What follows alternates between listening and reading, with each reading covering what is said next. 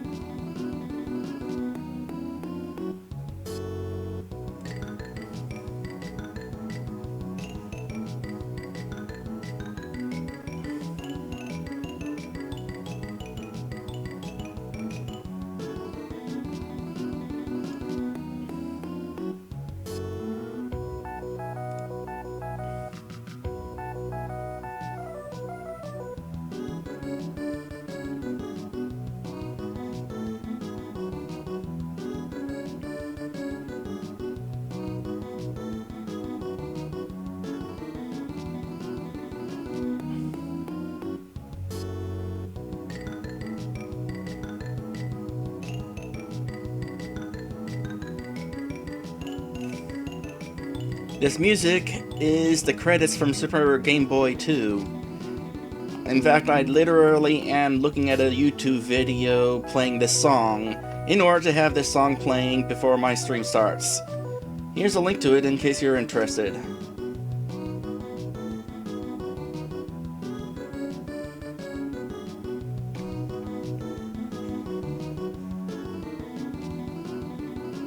By the way, I'm really glad that YouTube allows people to post links in the chats now.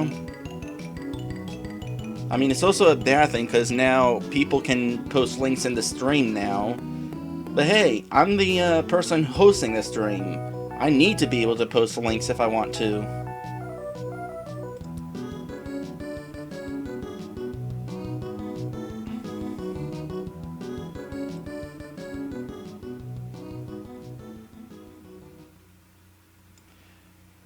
Alright, that's enough of that. So, here's how I'm going to start this off. First, I'm going to remove this, and I'm going to go ahead and give a special thanks to certain Patreons of mine. Specifically, the Patreons who are paying me $5 or more for special rewards, that sort of thing. So, let me give you a special thanks to Wario Land Gold Pyramid and Lit Dragon. And now, let us begin. Let me find my stuff, because finding stuff is important. Here's a thing, and here's a thing, and here's a thing. Hello everyone! Welcome to Game Boy Wednesdays. Today, I'm going to be playing 3 different Game Boy games, and normally one of the Game Boy games would be the popular vote from last week. However, last week I kind of finished all 3 Game Boy games, and so none of them were eligible for voting. I kind of did that on purpose because You know, how often will I get the chance to have all 3 games finished at the same time? So I wound up picking 3 brand new games for this week, and I tried to make things interesting. Incidentally, those of you who become my Patreons, by the way, I have a Patreon account now. I have an option, actually a few options, in which you can Patreon me, that sort of thing, and have the option of helping me pick what games I play each Game Boy Wednesday. And in fact, up there at the top, one of the options you can see, you can have your name permanently plastered on my streams. It's one of the more expensive options, but it's the cool one. You also would get a couple links in the description of your own. But enough about that. Let us begin today's first game. Quest RPG, Brian's Journey. Now, how many of you, one person, are you familiar with Quest 64? Allow me to give you the deets on that game. So Quest 64 is one of the few RPGs on the Nintendo 64, and in fact, it was the first RPG on Nintendo 64.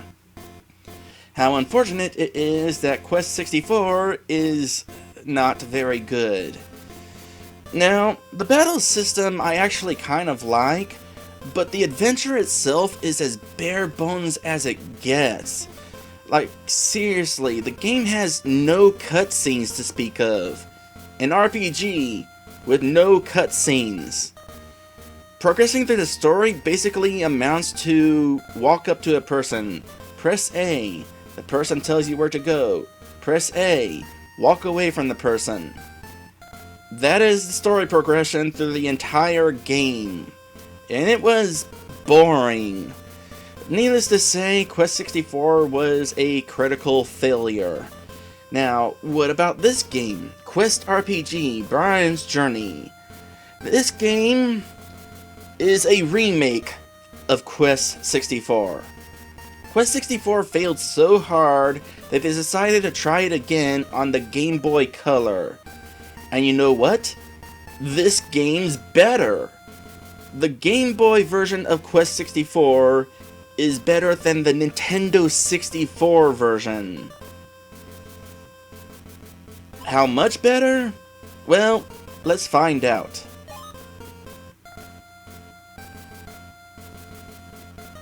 Yeah, Quest 64 is kind of comparable to Dragon Quest 1 in its story progression.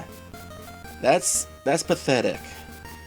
So, Siltland, an island where magical spirits abound. A land of friendly, contented people who owe their pleasant lives to the 4 spirits: wind, water, earth, and fire. A beautiful, rich land of tall mountains, clear waters, and fresh breezes, known to inhabitants as Siltland, the Isles of Benevolent Spirits. This is the abode of magicians who have become powerful through the pact with the spirits. There are apprentices in the Mill Road Monastery, among them the young apprentice Brian.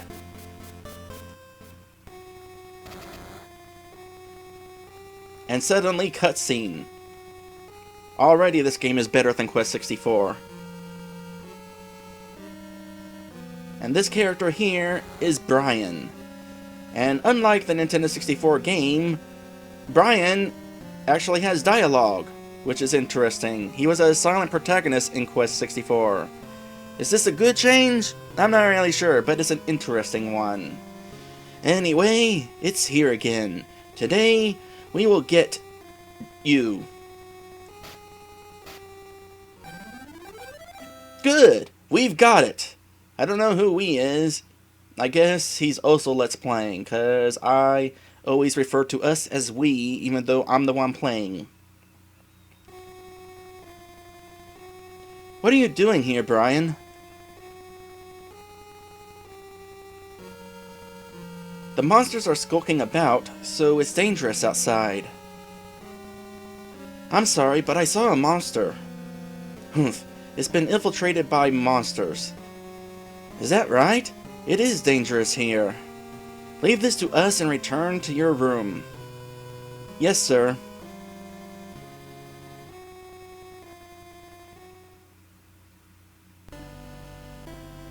Oh, you're home, Brian. Where have you been? It is dangerous to go alone. Take this. It is dangerous to be outside. Now, just go to bed. Your magic has improved lately. Do you know why?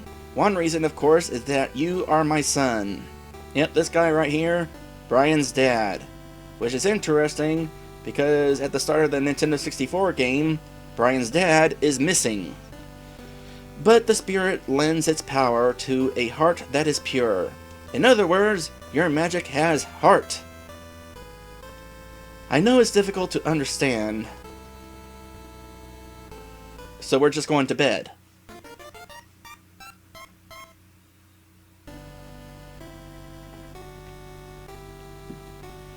Good morning. Sirius has summoned you. Let's go to the chapel. And this is still automated. Oh, there is something I must ask you. Did you see LeVar and Gabrielle yesterday? Why? What happened? Well, I guess I'd better tell you. They stole a book. It is a precious book belonging to Grand Abbot. It would be terrible if the secrets of the spirits are disclosed and the unwise begin using magic. Is there anything I can do? Bart will search for them.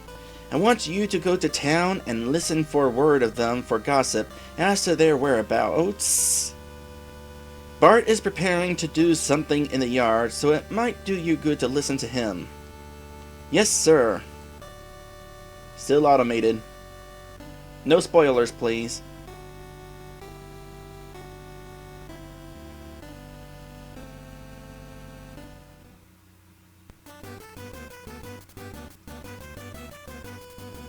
Too late. Alright, I have control now. Let's see, can I go in the door? This door doesn't open. Why doesn't the door open? Because plot. I'm not allowed to go back there until I'm done with plot. Anyway, I'm gonna come over here, and this is where Brian's dad is hanging out. I am going out for a while. What a mess. Brian, I want you to look after the house. Well, so much for it being important to come out here to talk to the dad. However, there is something here that I want to look at. So, I'm going to explain this in more detail as we go along, but basically, as the introduction of this game mentioned, this world has 4 elements: fire, water, earth, and water. Now, battling in this game relies heavily on magic, and these are your 4 magic spells, your magic elements. This little spirit thing that I'm standing on right now is basically a free level up. So I'm going to go ahead and start off by clicking here. I'm going to level up my water element to start out, because eventually I want to learn some healing magic. And then we are going to go ahead and head on to town. Now, normally I would take the time to talk to all the townsfolk, but I don't have the time. I only have 30 minutes to play this before we move on to the next game, and I want to show off as much of the game as I can, just in case this game doesn't win the popular vote. So, I've already played ahead and took a look where I'm supposed to go, so I know where to go. That's going to help speed things up, and what else is going to help speed things up? Not talking to townsfolk. They don't have anything important to say anyway. They don't know where those 2 thieves have went. Also, we got another spirit, so we can level up our water spell again. Like I said, magic is really important in this game, so they give you a lot of opportunity to level it up.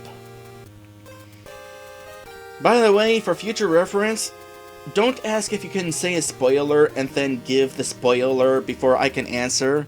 That kinda defeats the point of asking me. Anyway, I'm supposed to go into this little house here. The powers of the Great Spirit. On a dark night in the deep woods, there is an unfathomable power. Who is there? Now that I've seen you, you are not leaving here alive. And suddenly, battle. I guess technically it's a boss battle, because this is the boss battle theme. You'll have to trust me on that. Alright, so here's battling in Quest RPG works. You have free movement in this little square. Pressing the A skips your turn. Pressing B lets you choose a magic spell, and you choose your magic spell by pressing on the directional pad, depending on what type of spell you want. Now, let's see here. Your fire and wind spells are long-range attacks. They automatically home in on the target. Your earth and water spells are short-range attacks. So I'm going to start off with a wind spell because this guy is kind of far away from me. Now, as the battle goes on, you can get closer to your enemy, as depicted by this little border. Eventually, you'll get close enough to him that you can attack him physically, but I'm not quite there yet. So let me try a fire spell.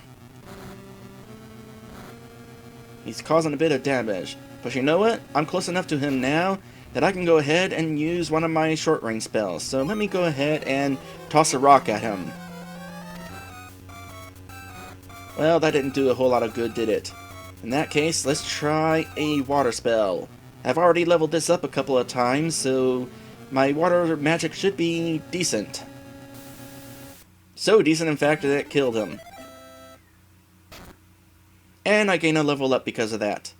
And I will go ahead and level my water to level 4. That takes care of that. Something must be happening. I must report to Sirius. Or I could just go back in and get this treasure. Incidentally, this moment never spoken of again. Like really, we're going to tell Sirius about it, except we're actually not going to tell Sirius about it.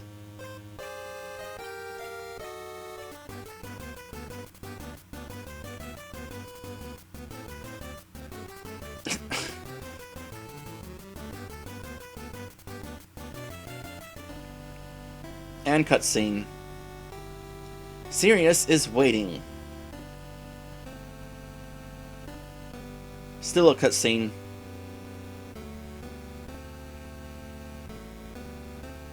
Listen to me, Brian. Bart is missing. No, he's not missing. He ran off after the thieves, remember? But we can only pray and wait for his safe return. Sirius, Grand Abbot, has summoned Brian. Is that so? Brian, go to him.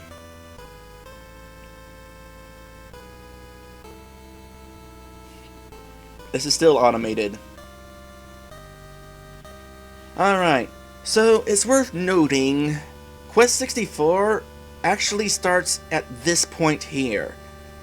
All the stuff that happened before this point is exclusive to this game.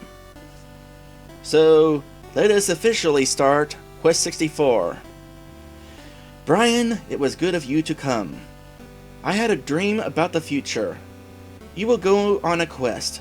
There are monsters in Siltland. Even so, you must go. I will not tell you what awaits you at the end of the journey. So, tell Sirius and ready yourself for quest.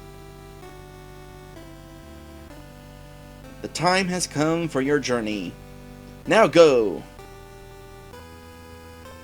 And that was basically the opening cutscene of the Nintendo 64 version of the game. Which is lame. After leaving the monastery, go to Dondoran through the town of Millroad. Will do.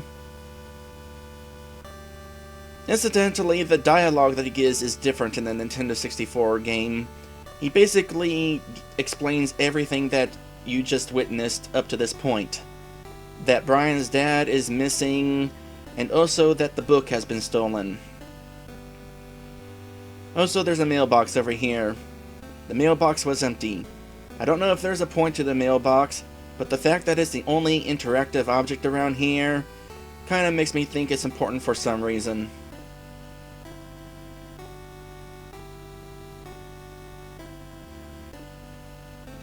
So, Grand Abbot is sending you on a voyage of apprenticeship. Prepare for the journey. I will entrust you with this talisman. You'll be able to use powerful magic with this. Also, feel free to take anything you see here. Okie dokie. Lottery items, huh? Alright, well that's good to know. I haven't actually played through this whole game.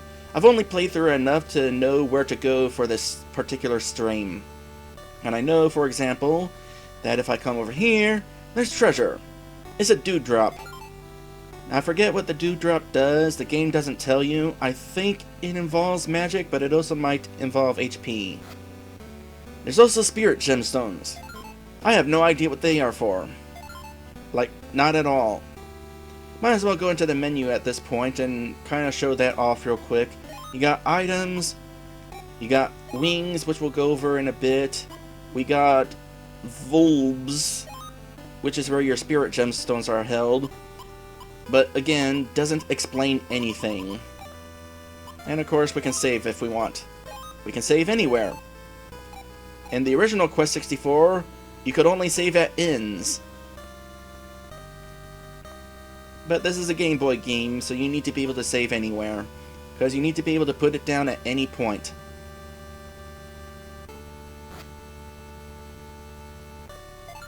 Honey bread. I think that is MP, I want to say.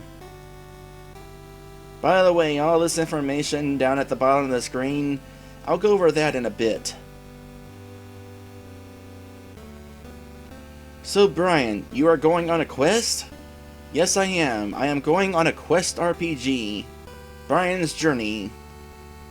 It seems Bart has gone to Liverpool. For a moment there I thought that said Liverpool.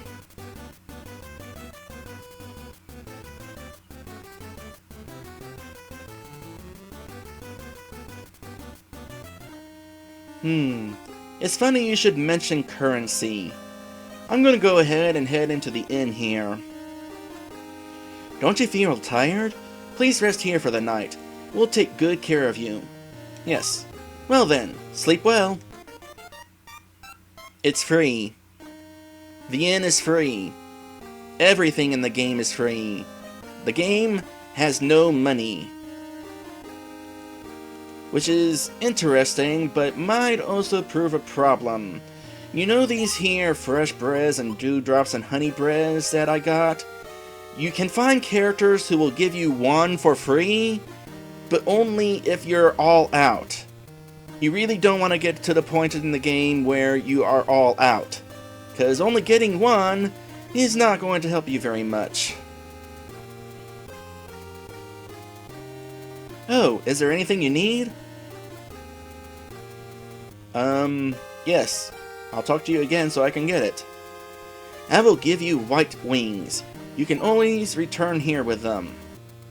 Alright. So, wings. Basically, the wings teleport you to towns. There is a wing for every town. And that's it here. I'm done. Let us head out onto the overworld. And save again.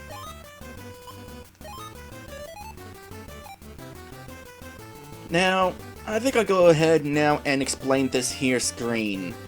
So, this game doesn't have experience points.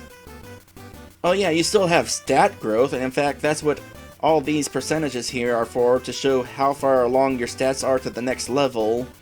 But you don't have actual levels. Rather, your stats level up individually through your actions in battle. For example, using a lot of magic will increase your maximum MP. It's kind of like, if you've ever played Japanese Final Fantasy II or the first two Final Fantasy Legend games, it's kind of like those, except much easier. Like, I wouldn't even recommend worrying about all these little percentages. Just play through the game and they'll work themselves out for you. The most important thing here, by the way, is the elemental percentage. This is how close we are to being able to level up one of my magic spells. And it goes up quite a bit after each battle. Which is good because, like I said, magic is very important. For example, here we got a couple of enemies that I can't reach yet, so I'm going to have to use magic. They're out of my range, so I'll start with Wind Cutter. By the way, for some reason, you cannot choose which enemy to target. It just chooses the one furthest away. I don't know why.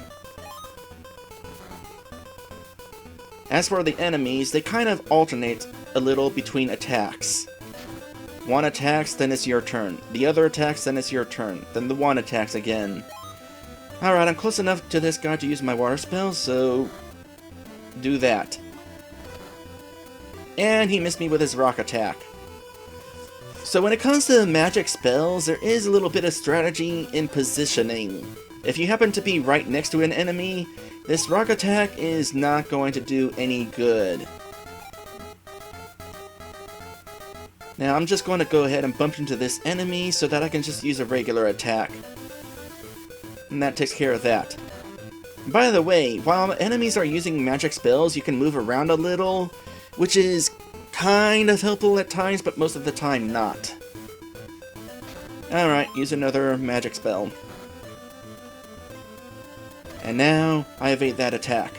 By the way, first off, do not try to use a regular attack unless you bump into the enemy first. That is how you select enemies. If you just press A right here, I just get my turn. Bump into the enemy and press A, I whack him.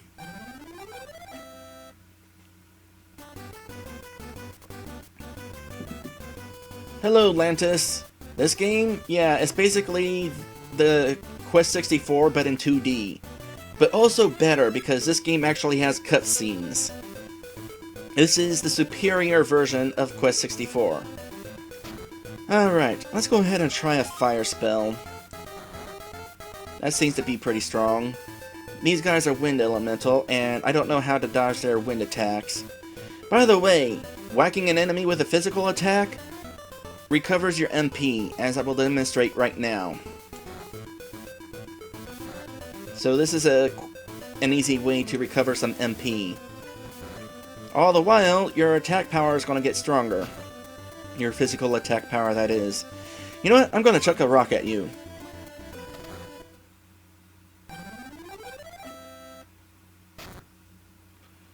Alright. Well, my water's at element level 4, so I'm going to raise my rock element at this point. Something I didn't show you is now that my water element is at level 4, I can use a level 2 water spell. Everything else I'm stuck at level 1 right now until they reach power of 4. Hello, random person, what's up with you? It's rare to see a traveler. It has become unsafe lately. Well, it seems to me that you will live a varied life. This travel must be the one to seek your destiny. I will give you a piece of advice. To remove water as an obstacle, you must first find the path to the hidden valley. I don't know what she's talking about. Did my advice help you? No, because I don't know what you're talking about. By the way, I would disagree on your point about this game is not better on presentation. The fact that this game has cutscenes and the Nintendo 64 version doesn't, I say makes it better on presentation. I mean, 3D graphics aren't everything. Alright, what do I want to do here? I guess Wind Cutter for the moment. That thing uses a fire spell, I can't dodge that. Ooh. You know, I might try a fire spell on that thing over there instead. Alright, now that I'm close to you, here's some water. Oh! And it killed both of them. I guess because the water sprite happened to be touching the other enemy. So, there's a little useful bit of information for your water spell. It's not really a pillar that goes up in the air, it's a pillar that goes sideways.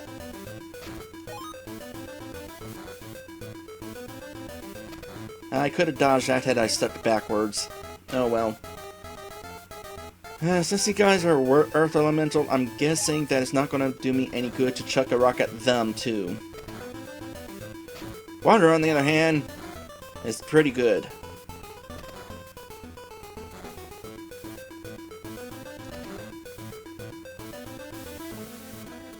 Even though you can dodge attacks, most of the time it's not useful. Incidentally, now that I'm not up against this guy, of course he's going to use regular attacks now. You can't dodge those.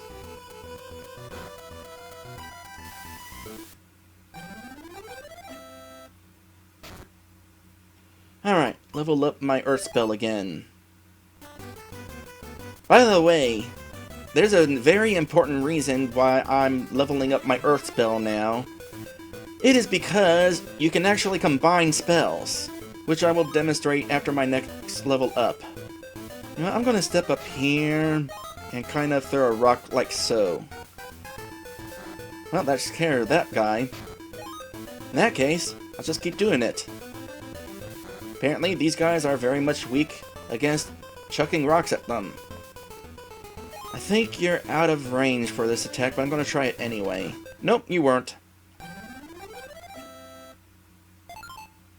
And I got fresh bread. Cool. Hello, another random person. Beyond this are Dondoran and Connor Forest. Stay away from the forest because of the bandits there. Will do. Although eventually I'm going to have to go there because of plot.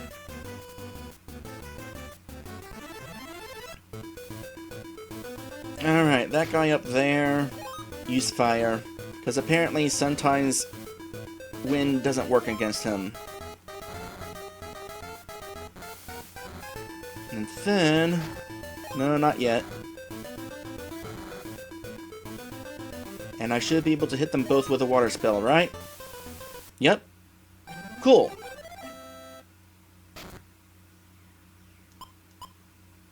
And now, my Earth spell is at level 4. So, about that whole combining spell things. So I have Earth level 2, well, Rock level 2, and I have Water level 2. And now that I have 2 level 2 spells, I can combine level 1 Rock with level 2 Water to cast Spirit Armor. Also, I can cast level 1 Water with level 2 Rock to get Healing. Let's go ahead and use that now. And I recovered 13 HP. That is actually pretty significant. You want to know how much HP that spell healed in the Nintendo 64 version? 2.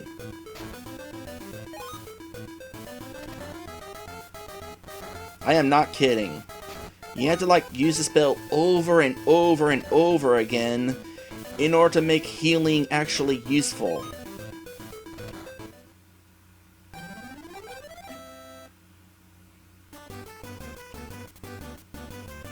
Ridiculous.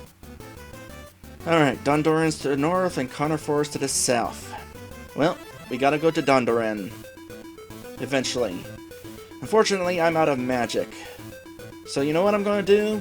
Since I'm at the edge of the screen, I'm just going to escape.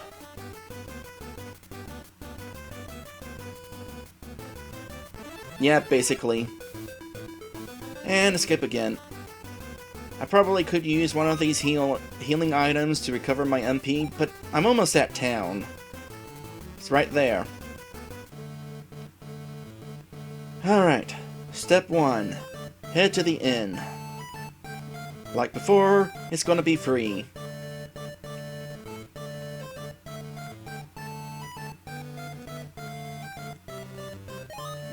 By the way, my voice is feeling kind of rough today for some reason. I don't know if you can tell. Because to me it sounds rough as well. I don't know why my voice is feeling worn out today. It shouldn't be. I haven't done that much talking. Alright, so here's an item. Well, you can't really call it an item shop. It's more like an item, here's some stuff. This person gives fresh bread if you're out, and this person gives dewdrops if you're out. And those are just a couple of random townsfolk over there. Basic story of this town is rocky and they make clay pots here for a living. And I got some yellow wings. Yellow wings will allow me to teleport here at any time. Specifically to this town. Oh yeah, I am quite aware of the boss fight. Thing of it is, I was kind of wanting that to be a surprise. Alright, Well, now that I got my healing spell, I guess I'll focus on fire and see where that gets me.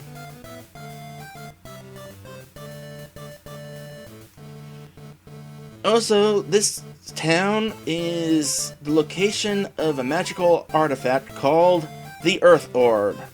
Unfortunately, according to the townsfolk here, the Earth Orb was kinda stolen.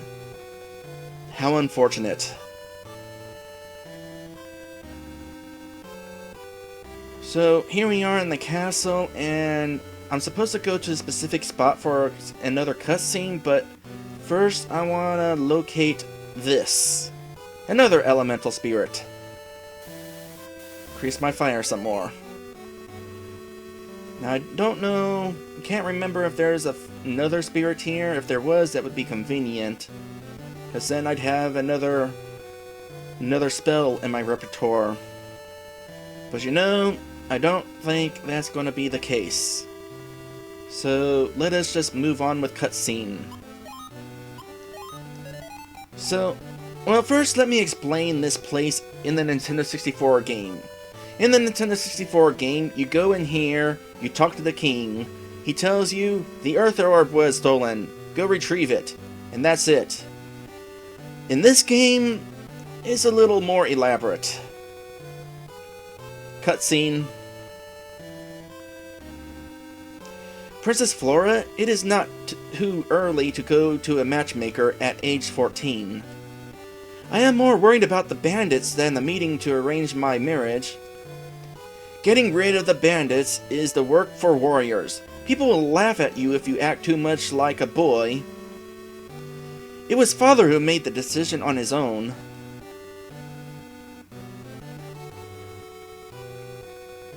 It is bad manners to peek at someone when she is dressing. I will keep quiet, so come over here.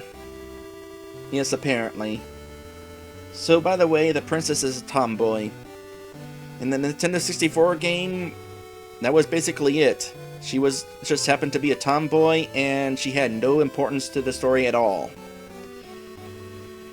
There are only rocks. What a boring town. Flora. What kind of girl is she? The king has returned. This way, please. I should have said that like Rafiki from The Lion King. The king has returned. Oh, was it? I am honored that you granted me this audience. I have come today to introduce Dorley to you. Dorley, what have you heard about Flora? I have heard that she is a very energetic girl. Whoa. Suddenly, stuff. Who goes there? What a greeting! Have you forgotten me whom you banished to the forest? No! Are you solvering? As promised, I've come for the hand of Flora as the king of beasts. Nonsense! The princess is mine! I will destroy you if you stand in my way. Come! Eek! Come and get her if you want the princess back. That is, if you can overpower these men here. And suddenly, boss battle. Again! This is not how it happened in the Nintendo 64 version. In fact, like I said, the princess was absolutely not relevant.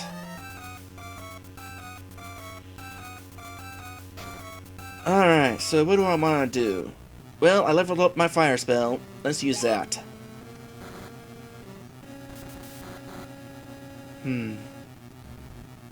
Decent damage. Fire again. Get a little closer, because eventually I want to water these guys. I don't think I'm close enough yet, but you know what I can do? I can use my level 2 rock spell. Take this. That guy was a little too high up. Let's try it here. No, he's just too high. So you know what I'm gonna do? Thwack. Incidentally, I should try out this other spell that I got. Rock Spirit Armor. Let's raise my defense during this fight. I probably don't need to, but it'd be helpful.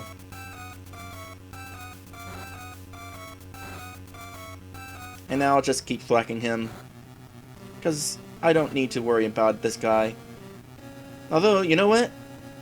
I might as well try out my level 2 water spell. Yeah. Boy, this guy has a lot of HP. You know what? I'm gonna toss another big old rock at you. Oh, except I was facing the wrong way. Way to go, me! Well, since this is a big rock, can I still hit him even though I'm next to him? Nope. So, your position in battle is key. Good news is... Hold on, let me heal. Good news is... strategy can come into play defensively as well. If you encounter an enemy with a water spell, just get under them. They won't be able to aim down. You can only aim your water and rock spells to the left and right. Which is dumb, but hey, I'll take it. Fun little strategy, I guess.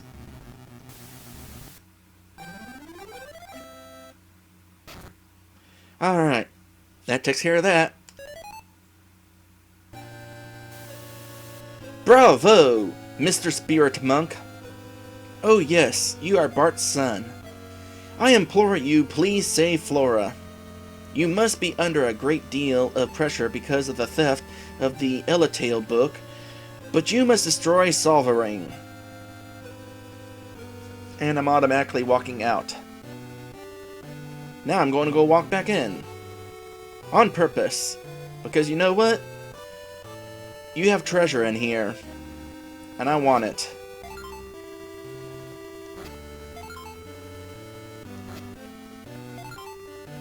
Alright. Now, what about this new new spell that I just got? Because now that my fire spell is at level 4, I can use level 2 magic with it.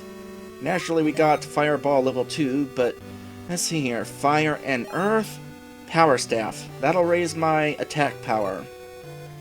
Fire and Water is not possible, which makes sense.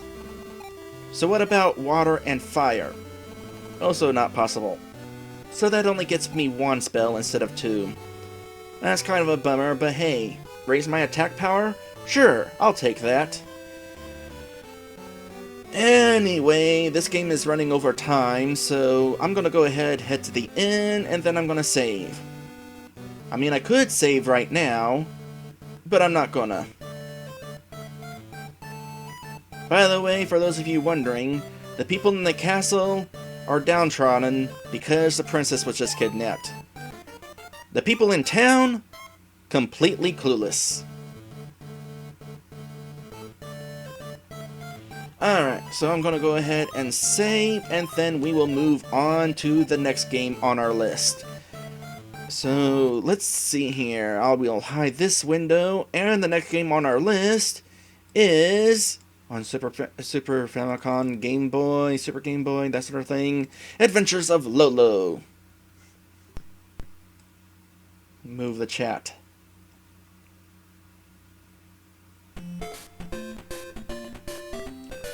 So, I don't know how many of you are familiar with Adventures of Lolo. It was a very popular game on the original NES. This is the Game Boy version.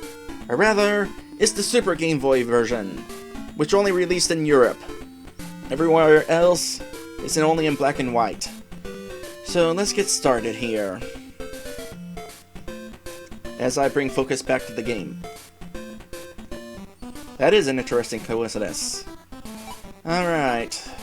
Now, I'm actually going to be going into this one blind because it's more straightforward, I assume.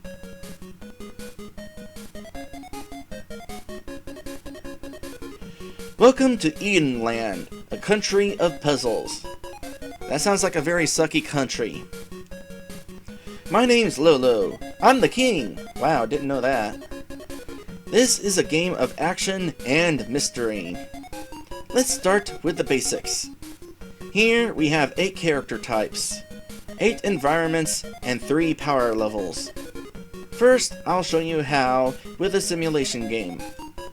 Then you can try. Ready? Push button A to start the simulation game. Push button B to go straight into intermediate level. Push A, entry, push B, intermediate. Got it.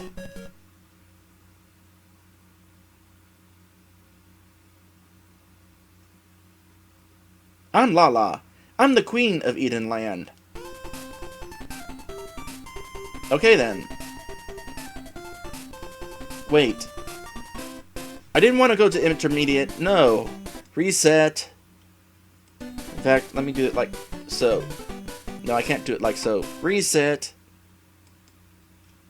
I didn't realize that the person was actually telling me to press A, then to go to intermediate. Let's try this again. New game.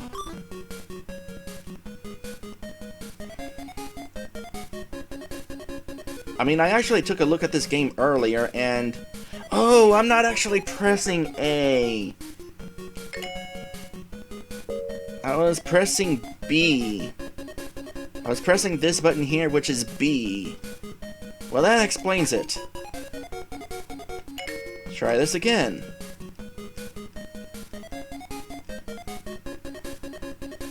Yeah. Press A. There we go. Entry level. First steps in Eden. You know, I really dislike how on Super Game Boy the default setting is A and B is A and B because I actually prefer the B and Y configuration. B and Y. This configuration. Alright. Characters. Snaky. Snaky keeps an eye out, turning back and forth and following the action. He's completely harmless, but is useful as a tool. He's the one most often turned into an egg and moved around. Demo start. Push A.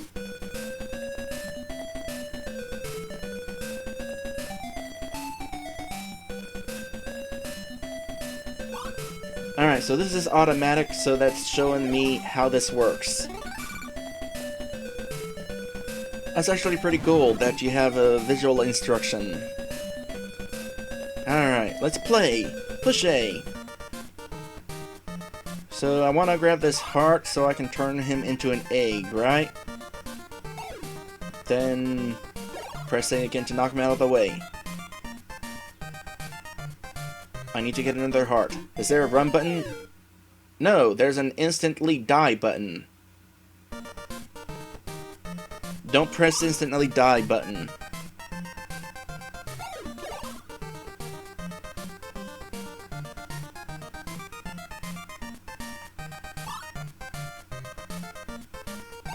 Oops.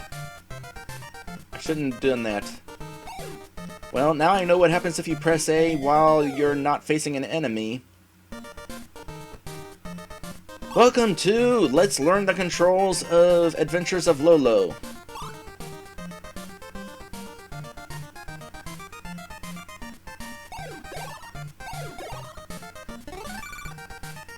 There.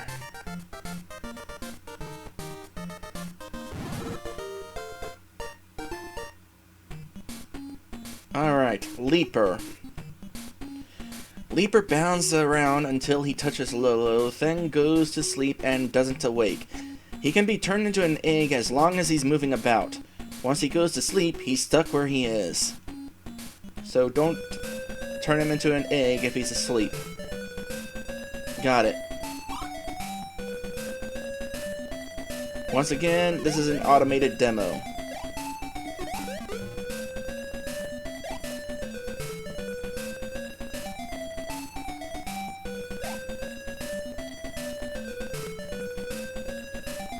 Well, apparently it doesn't really matter right here that they're going to sleep. Unless, are they like going to sleep because you're next to them or something? Well, let's experiment.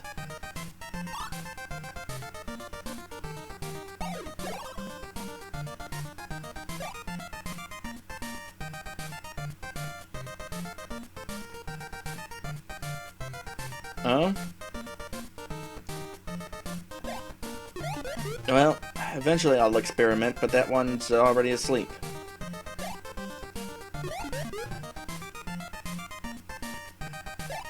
Oh, these other hearts aren't giving me eggs.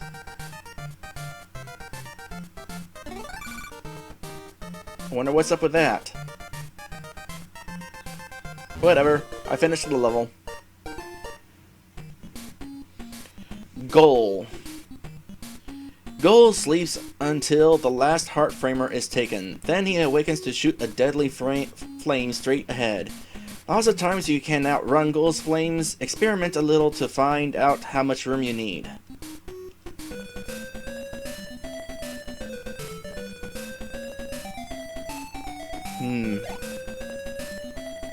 So I guess not every heart gives you eggs.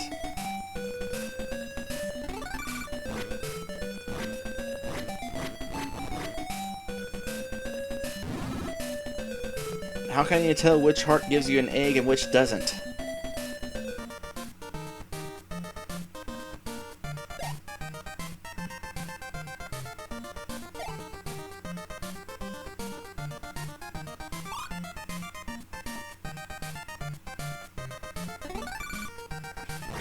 Well, that's kind of lame. Well, it's a good thing it showed me how to beat this level. I wonder why it's not like the first level, where the actual stage was different than the demo stage. Rocky. Rocky rumbles around slowly most of the time, but when he is close, he picks up speed and moves in quickly. He can be shot into an egg and used as a tool, but sometimes you just have to avoid him.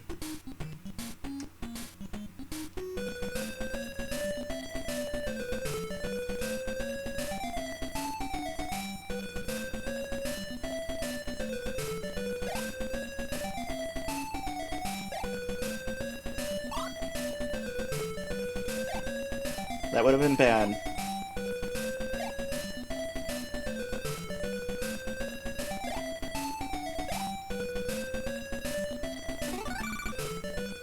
Well, there isn't really a whole lot to this level, is there?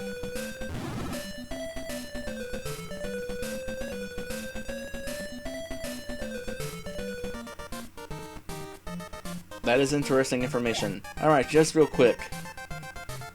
Yeah, these guys can't actually harm you. Oh! But they could potentially trap you. And that would be bad.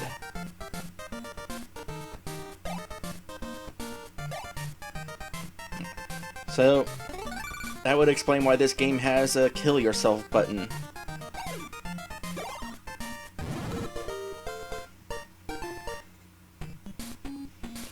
Alma. Alma can be led around to a degree by moving Lolo around, and when she tucks into a ball, she rolls straight ahead until she bumps into something. Handy technique!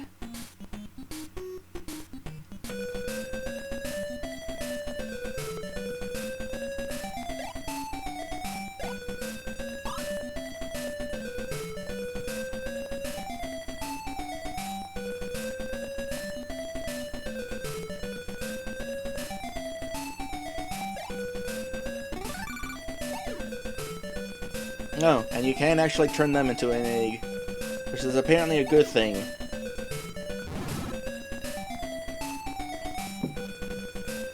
Alright, let's give this a try then.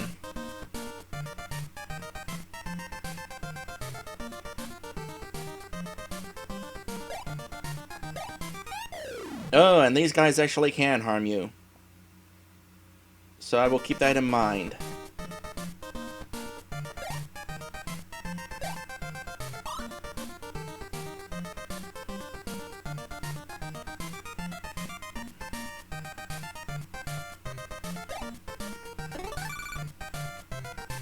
And now these guys are awake. Did they only shoot fire at you if you get in the path?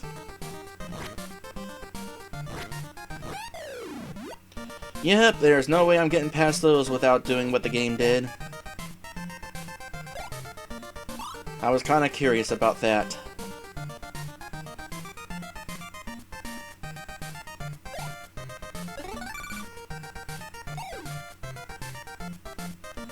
Alright, make this quick so that I get these guys out of the way before the eggs hatch.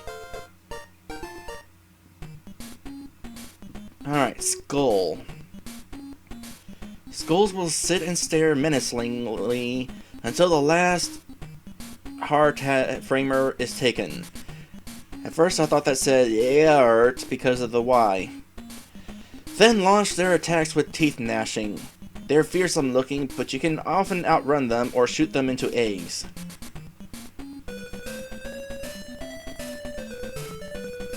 Alright, let's see how these guys work. I'm kinda glad this game has a tutorial like this. It's really informative.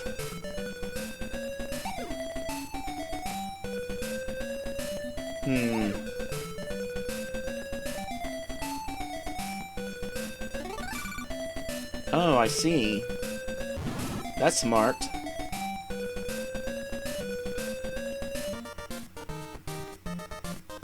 And this guy is also not something that can actually harm you.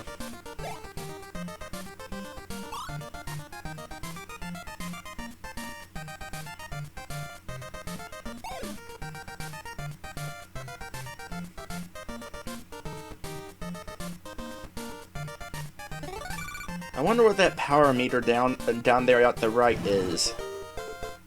Or for that matter, what those other icons are for. Medusa. Medusa can shoot her deadly evil eye in a straight line in all 4 directions. Yeah, that does sound bad. She can't move, but her shots can go clear across the room. Once she aims and fires, there is no way to get out of her path. That's unfortunate.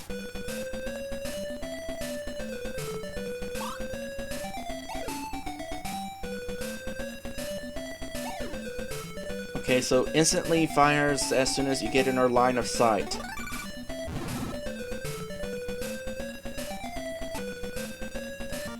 Well, out of curiosity... Nope, you actually cannot move when she does that.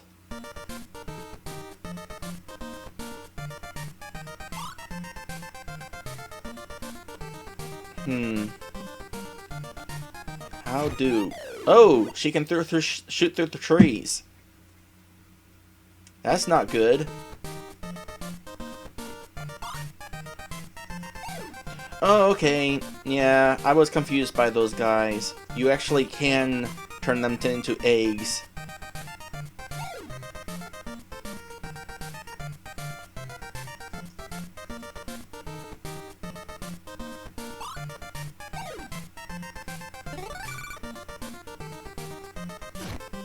Oops. I did not think that through.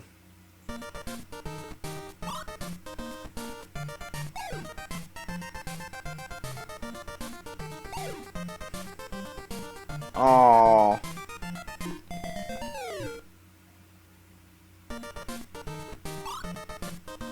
I forgot what I was doing there. Pushing the thing to the wrong place. Is there a pull button out of curiosity? I'm guessing not.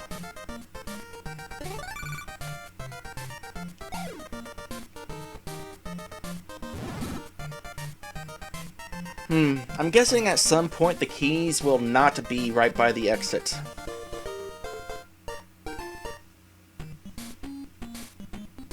Dawn Medusa. Dawn Medusa goes in a predictable pattern. He's a boring kind of guy, but deadly.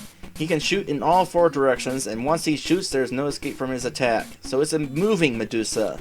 That kinda sucks.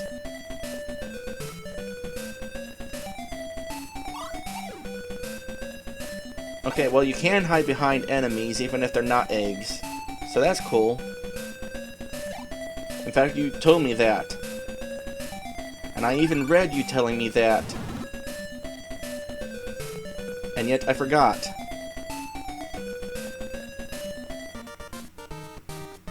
Alright. Incidentally, the round doesn't actually start until you press a button. Oh, they can't, huh? It's good to know. Oops. But they can shoot through trees. Duh.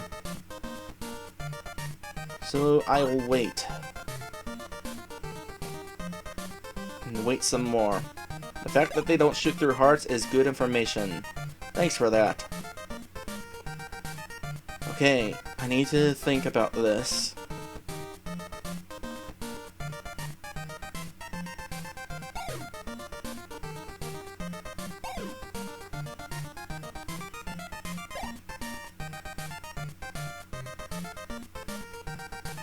Go! Oh wait. Even if it hatches, it's not going to affect anything. I'm glad grabbing the key kills everything.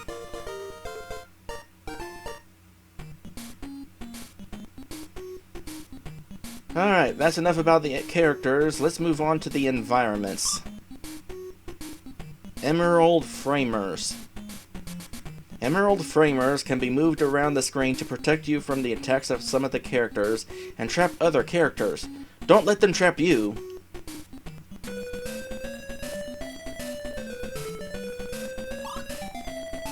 Ah, I see.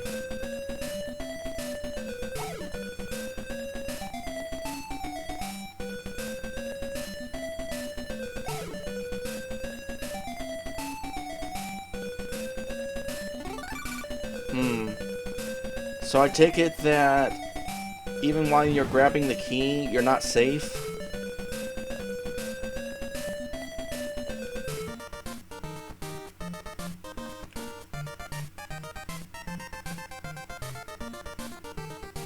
Alright. Well, wait to make this a little more complicated for me.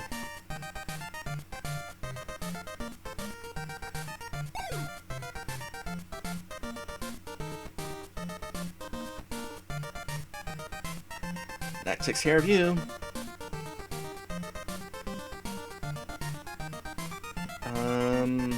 Up. Can I push it up here? No. Have to be centered. Well, I'm definitely not going to get that key without making myself safe.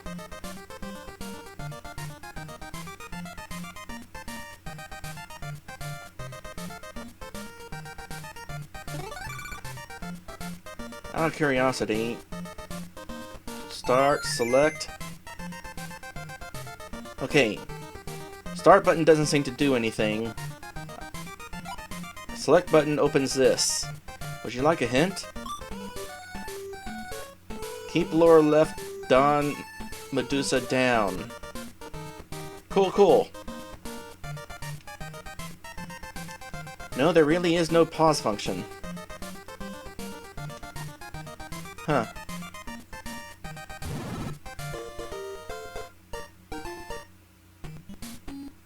Trees!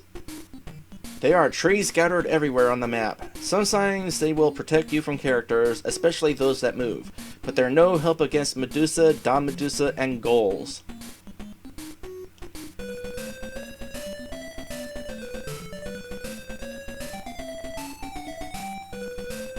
Oh, those are rocks.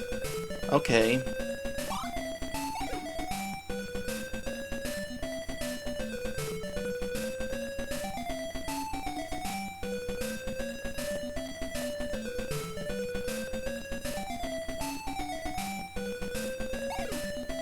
Yeah, but we've already established that, actually.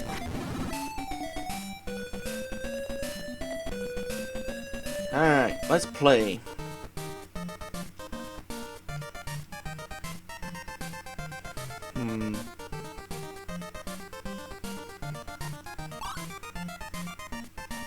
Well, I'll just do what you did.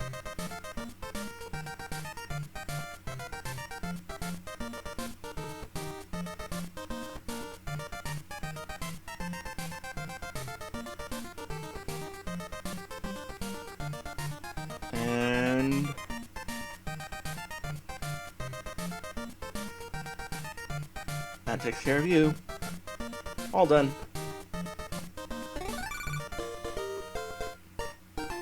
That was almost sad, though.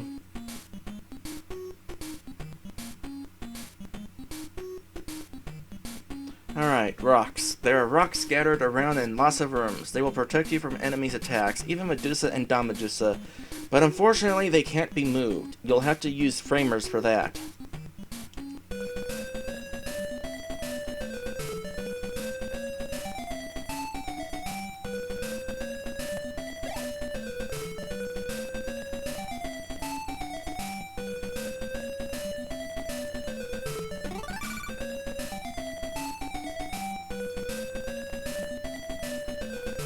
Fairly straightforward.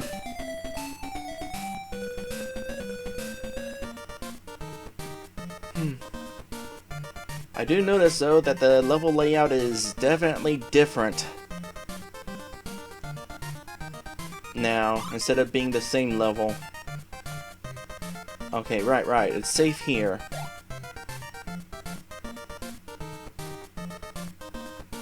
I think what I want to do is that. And just escape.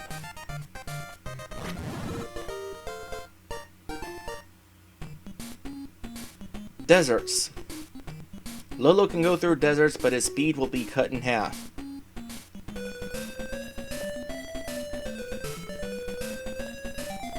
His speed is already slow.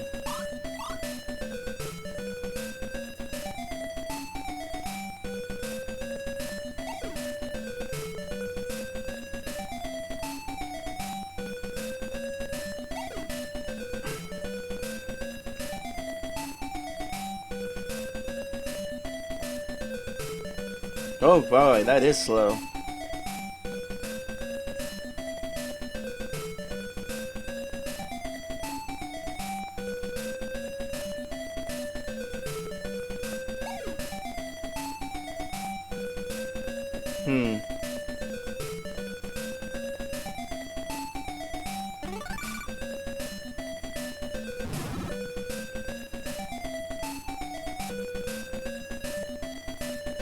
Don't ask me.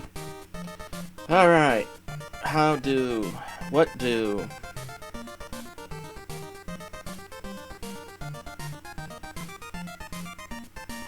I guess grab these first. Actually, you know what? Just to experiment how dangerous these guys are.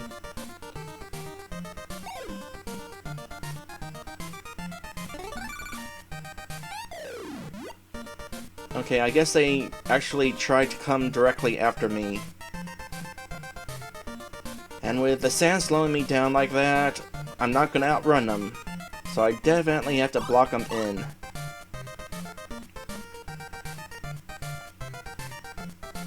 I should save that one for last.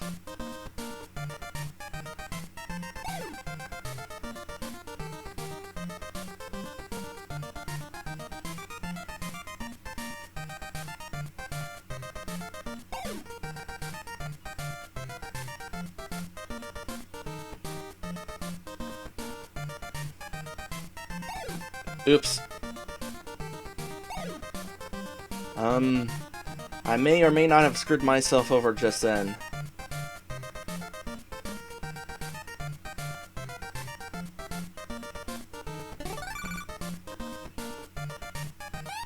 Yep. That's unfortunate. I'm gonna say that some enemies can go through the sand, but not all enemies. Like those rolling pin guys and those stone guys. No. Alright, this time, make sure I'm actually facing the enemy before I toss my eggs.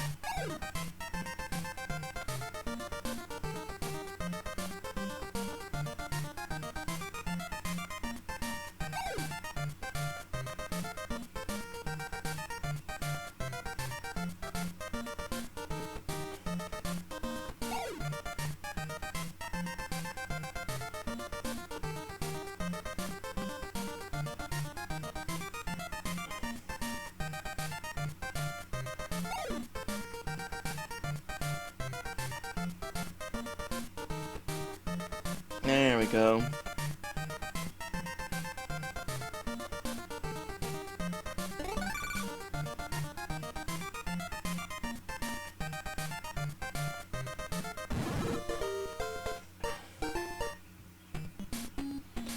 Alright.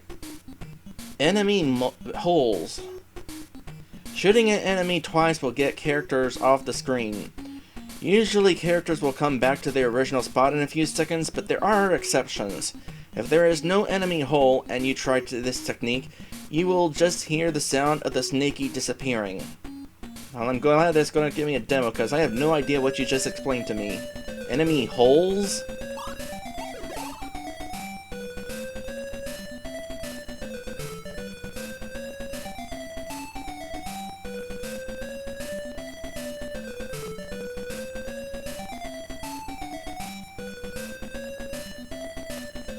What are we waiting on? Okay, how would you know that that was there? I was expecting, you know, an actual hole.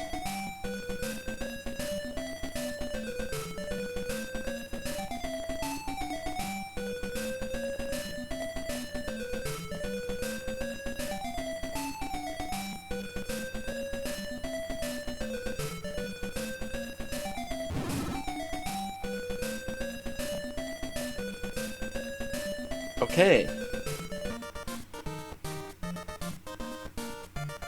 This is going to be as confusing as all get out.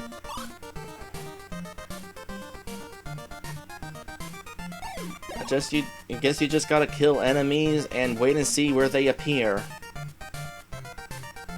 That's dumb.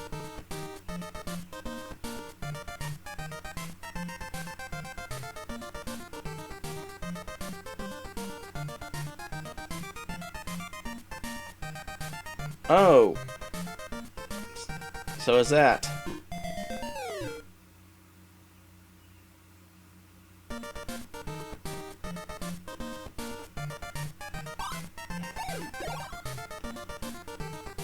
So if I do that, then you'll appear up here?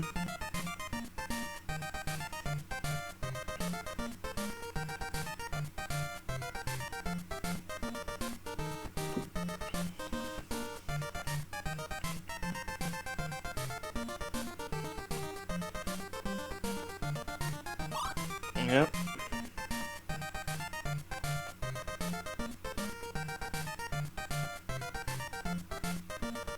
And then AQ from over here.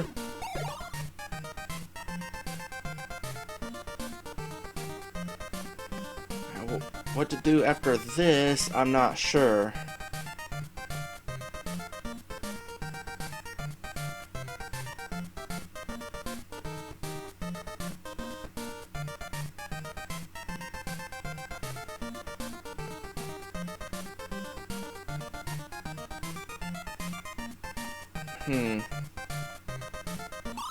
Okay.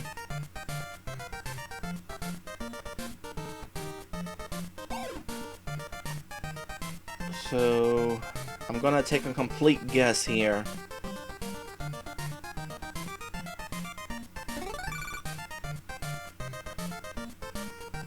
My guess was correct!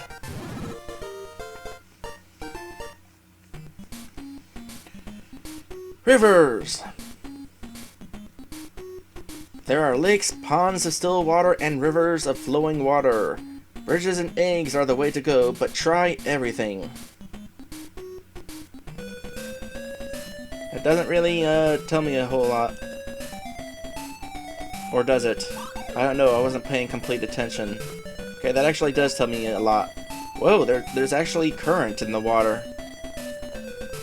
Okay, now what are we waiting on? Oh, they sink?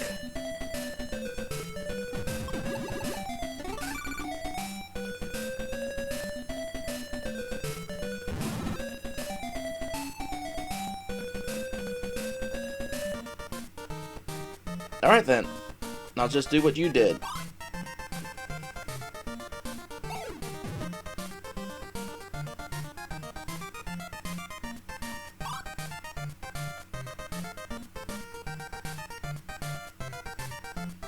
what do from here? Oh wait, I see what to do from here. Do this.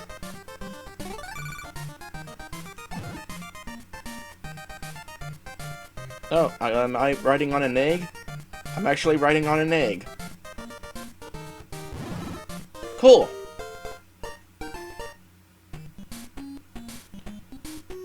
Alright. Well, I'm not going to be able to get through this whole tutorial today, because I'm technically already out of time. But at the very least, I'll go through these last two little environment levels. Break tile. A break tile bridge can only be used twice. The first time you walk over it, you can see it start to crumble. Then the second time it disappears. Don't make any wasted trips over them. Oh, I will.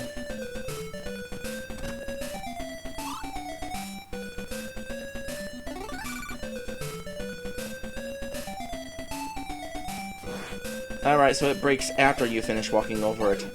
That is exactly what I wanted to know.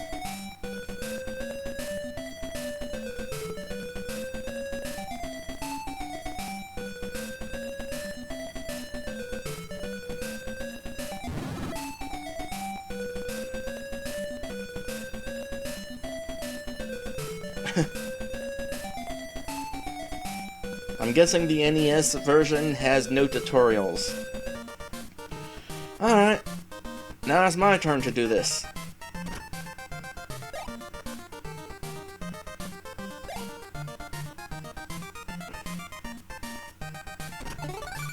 Can I stand on it? Yep, I can stand on it. It's only when you step off that it breaks.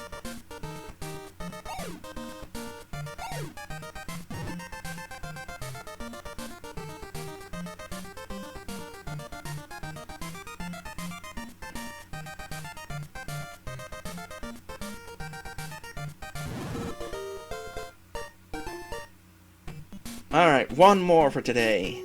Flower beds and jewel boxes. There are patches of flower beds and jewel boxes that Lolo can use as a temporary safe haven. Skulls and almas can't come on the flower beds and jewel boxes, but those won't protect you against the shooting enemies. Oh, it was like the flowers that was blocking the enemies, not sand.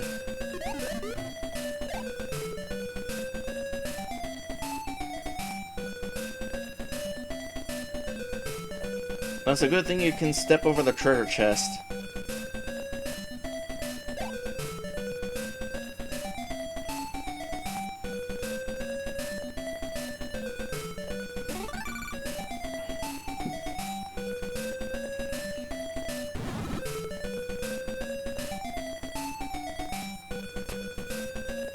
Alright, my turn. Let's see here.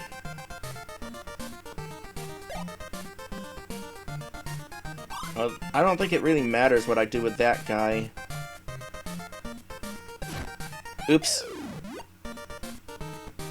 But it matters what I do with that girl.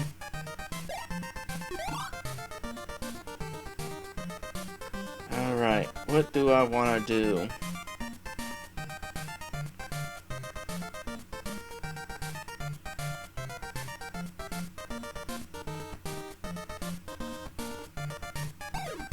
I think step one is going to be to do this.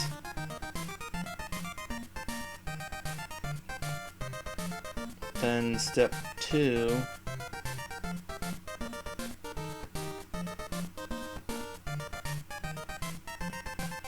would be to do this.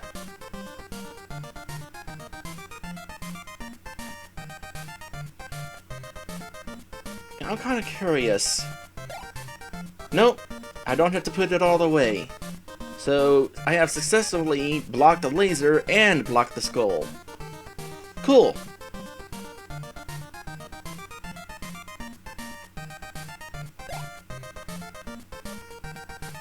That basically leaves the situation with that guy, but I think he'll just fire downwards, so... Can I do this? Yes, I can.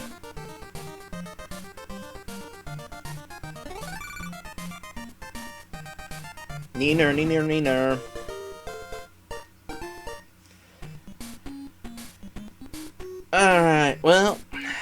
that's all I have time for this game. We'll move on to the next game momentarily. Now, this game is supposed to have a save function. Is it an automatic save function, though? I don't know. Just in case, though, I'm going to go ahead and save state. Then, just in case, I'm going to save state again. And we will go ahead and be done with this game. Do that. Bring this back. And our third and final game for today is going to be at a different level of volume because it's kind of a loud game. Alright. Prehistorik Man.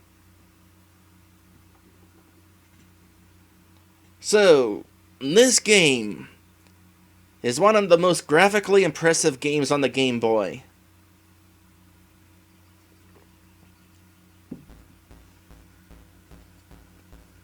Like, first off, look at this effect. I have no idea how this effect is even done. Then again, I'm not a graphical programmer for Game Boy, so of course I don't. But the real fanciness begins when this scrolling text is done.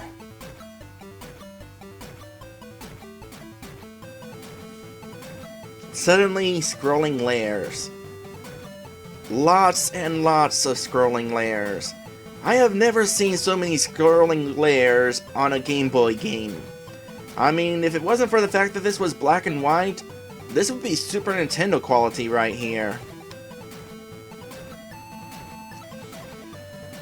And you know, this game has some graphical effects that are kind of pointless, as you will see shortly.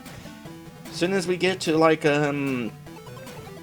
through these opening credits, it's going to mention who made the graphics.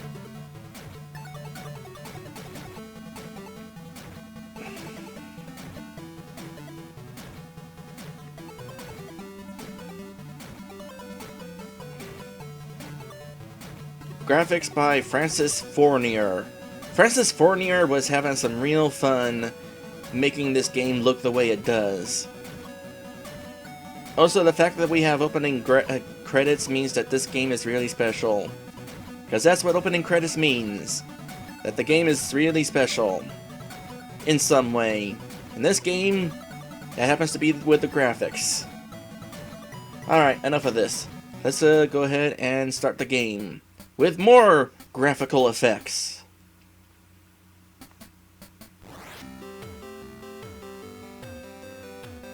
Level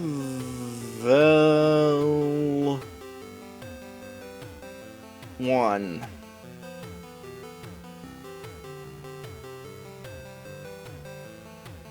The mountain.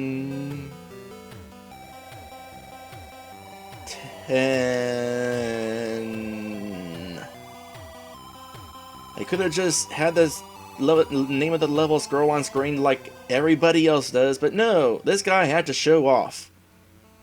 I don't even...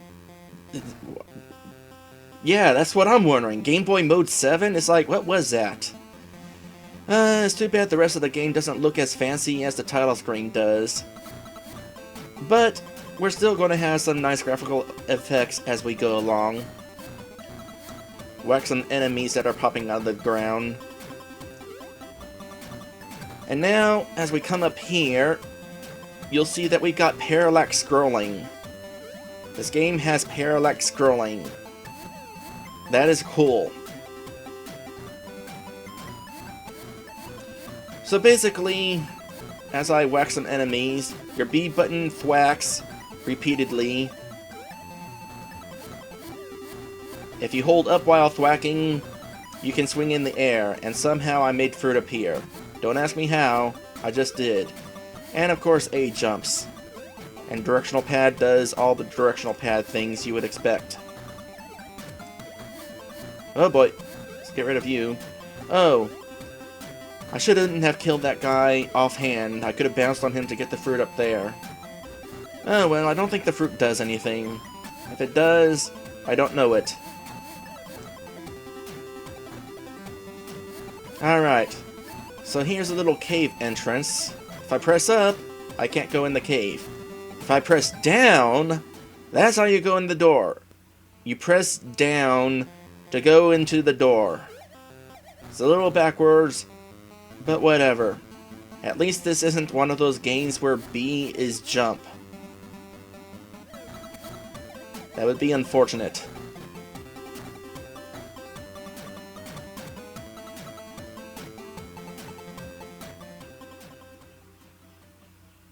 Man, oh man, this transition effect. Did I mention the person was just showing off his graphical capabilities with the Game Boy? There is no reason for the transition to be like that. Alright, let me bounce off this thing. Or attempt to. There we go.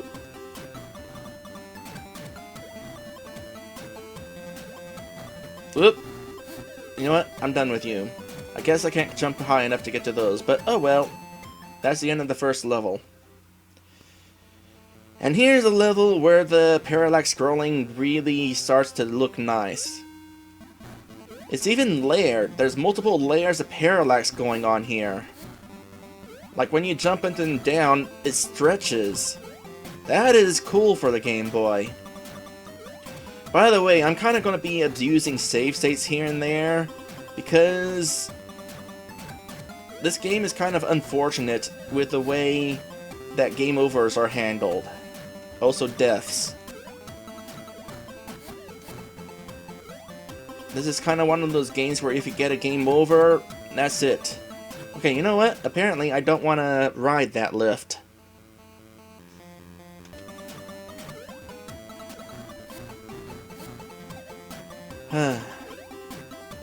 So skipping that for now. Now the goal of each level is not simply to get to the end, but you have to find some sort of item. I don't know what item it is, but there's some sort of item that I'm supposed to collect.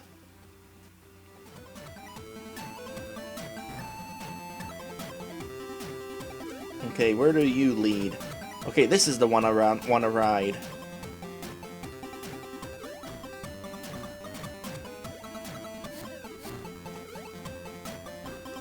Oops. Let's try that again. Yeah, save stating is cheating, but you know, it's like I said at the start of this. I kind of want to be able to show off as much of this game as I can in the half hour I got, because it might not get voted back. And constantly dying would be detrimental to my progress.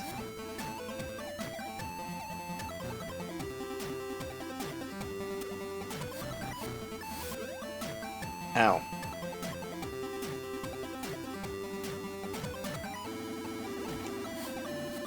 Oh gosh. Well, I got that present. But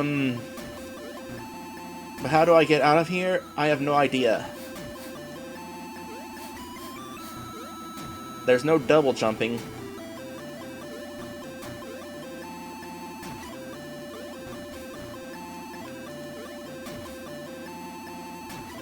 Okay, let me just wait for this part of the song to go out of the way. Or something. I don't know what I'm saying now.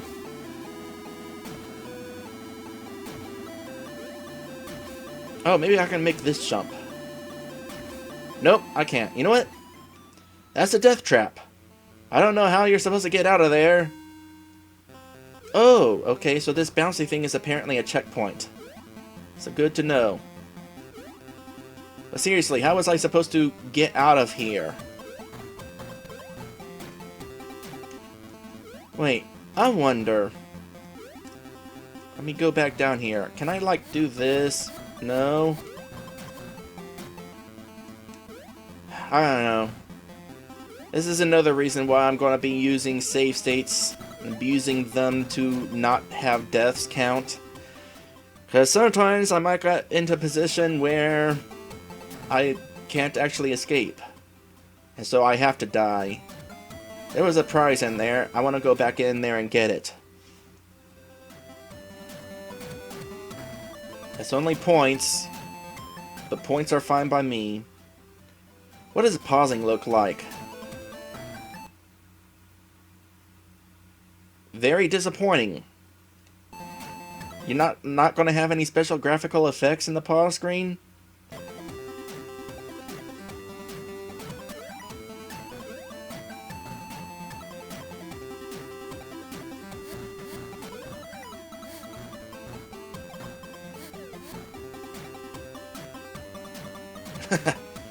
Sure.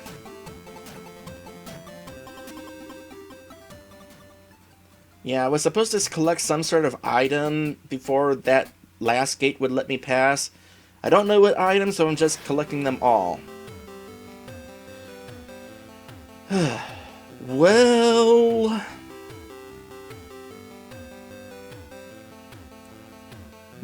done.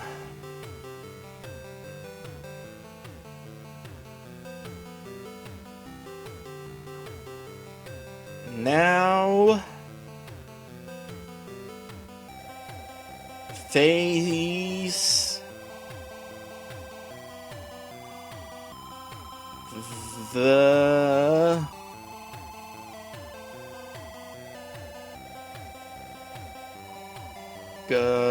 guard...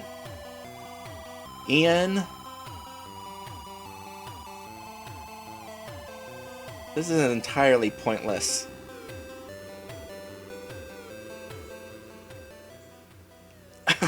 It's the slowest of slow crawls.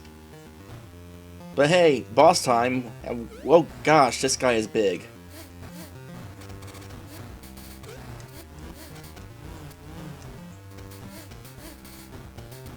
Can I, like, bounce on his head? Nope, I have to whack him. Oh, probably I'm supposed to whack the things that the arrows are pointing at.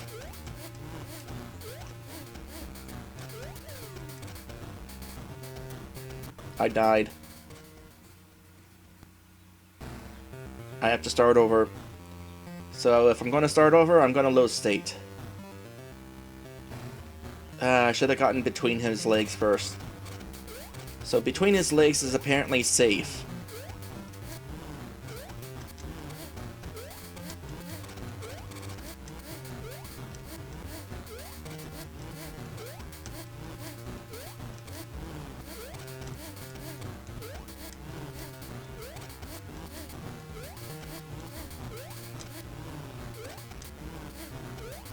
God, I love it. Oh.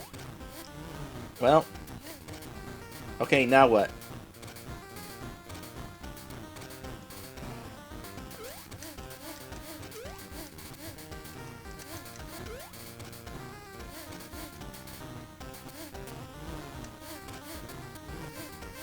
Okay, I'm thwacking him on the noggin now. Or on the muzzle, nose, snout. However you want to put it.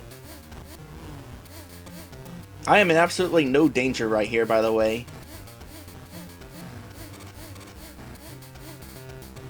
Okay, now what do I do?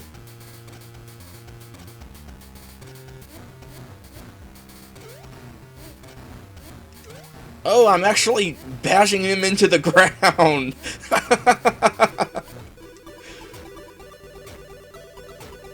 Hey! Normal test scroll! Congratulations, what a fight! Your bonus 10,000 points!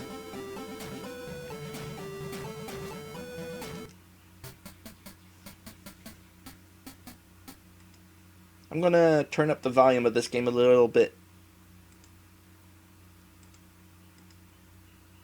From volume mixer.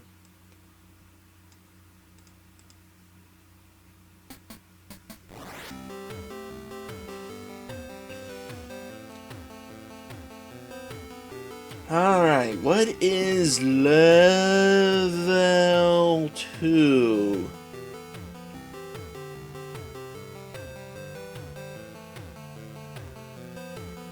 The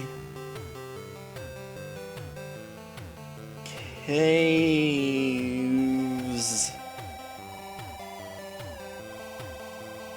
Incidentally, there is a Prehistorik Man game on the Super Nintendo. It is not exactly the same game, but it's part of the same franchise. And then it probably actually looks like a Super Nintendo game too. Oh, this is not an entrance. This is apparently where I came from.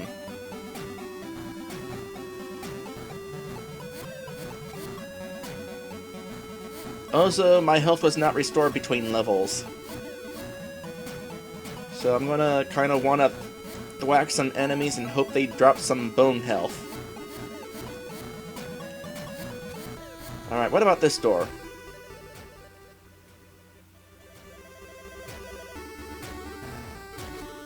Oh wait, never mind. That door is apparently... This is an exit-only door. I got sent back to the start of the level. Apparently this is one of those levels. I just love how the parallax scrolling in this. So impressive. Alright, don't go in that door. And press down to drop down. N! I missed the O somewhere. Where did I miss the O? Your guess is as good as mine. Screw you, spider. Those look like spikes. I shall proceed to not test that theory.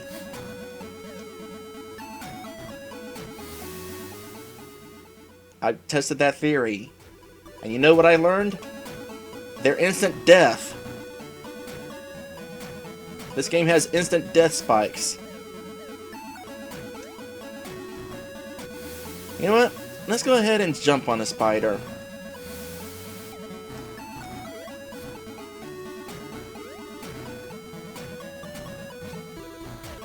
Which is not doing me any good. So let's not jump on the spider. There we go. Screw that spider.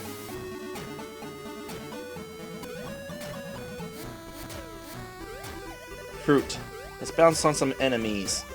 Attempt to bounce on some enemies. You know what? Let's try that again. I don't feel like losing my health because of trying to bounce on enemies and failing. That is some bouncing. Checkpoint.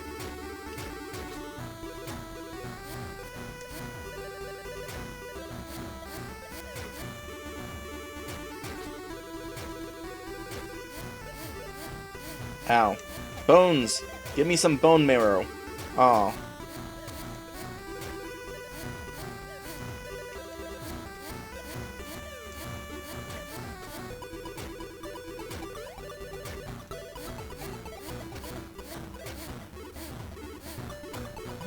Suddenly, lemons in the ground.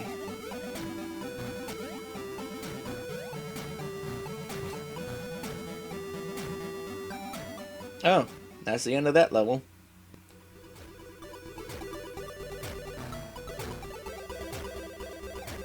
Ooh. Ooh! I got a bigger hammer! Let's not lose this. Watch me lose it 5 seconds later. Candy canes? Sure. Also ants. Yeah, I kind of figured there'd be spikes down there, which is why I save stated.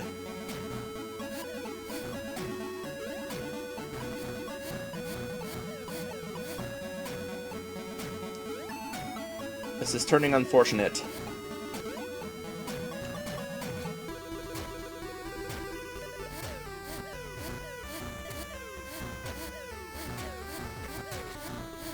Okay, what is the deal with this? Am I like standing on a spawn point? Jump! Oh! Try to follow me, will you? Screw you. Ooh! Whatever.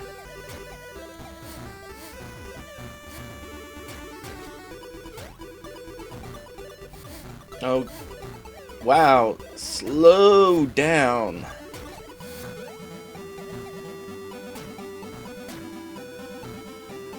And that's a bottomless pit. I'm not even going to attempt to test that theory. I'm just going to hope that it's true. Want! Oh gosh. Okay, good. That comes back. I don't know why I risked it for the... Why am I missing the vowels? Do you get the vowels after the consonants?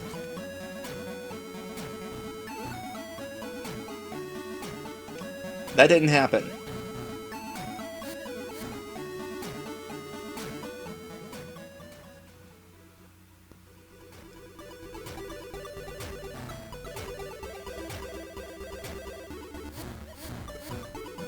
Okay, while the constant appearance of enemies in the ground is a little annoying, I'm glad they at least have the courtesy of placing an arrow on the ground when they pop out.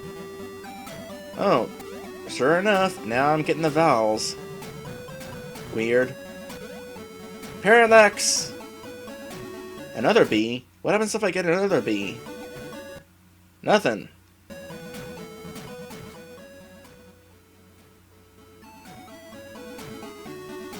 Bonus room. Cool, cool. Okay, the fact that this room is scrolling... Is there, like, going to be an invisible platform somewhere? Oh gosh, there actually is an invisible platform.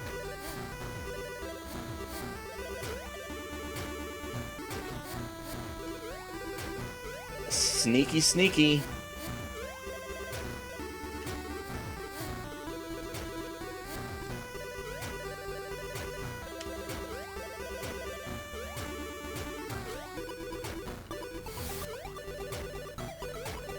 And I just got a big ol' fork. What is the big ol' fork for? No idea. I guess it's supper time.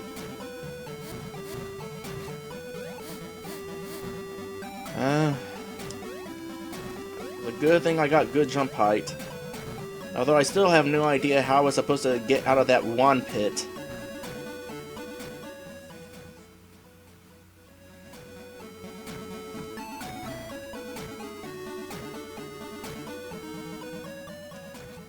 I'm guessing I needed that fork in order to get out of the level.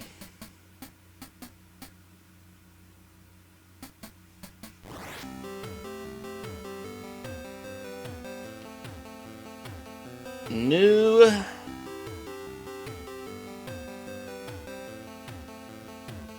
danger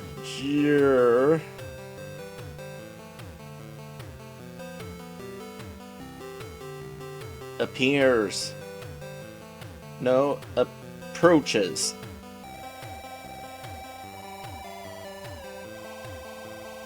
Approaching. Try to guess the word.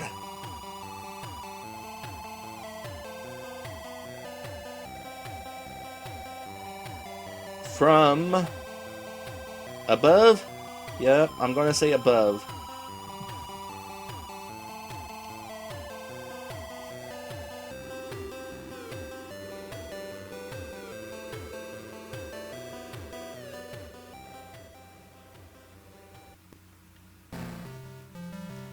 More boss time. Oh gosh. Oh, let's not jump into the boss.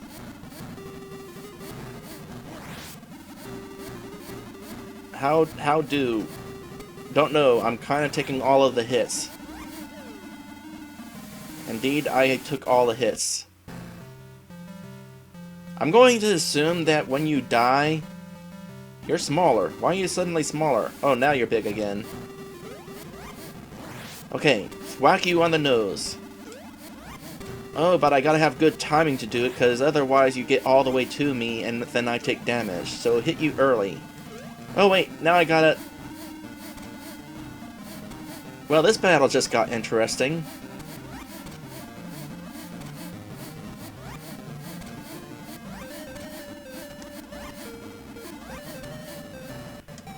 Oops. Okay, where does it start me? All the way at the start. This is definitely a boss fight that you would normally see on, like, the Super Nintendo.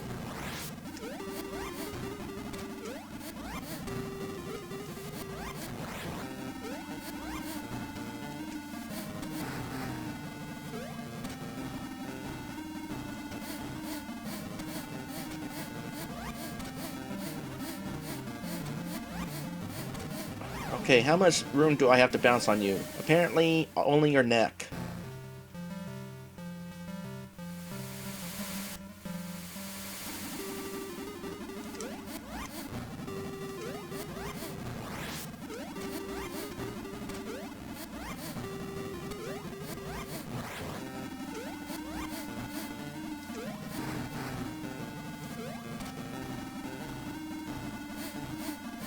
By the way, I'm not jumping, I'm bouncing on his neck.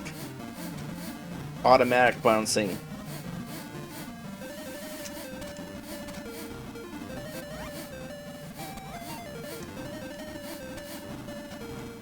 Oh gosh. What are you doing? What are you doing? Okay. So apparently you actually want to try to get to that other guy before the first one scrolls off screen. You know what? This is going to be kind of difficult then. So what I'm going to do is, at the start of the next phase, save state.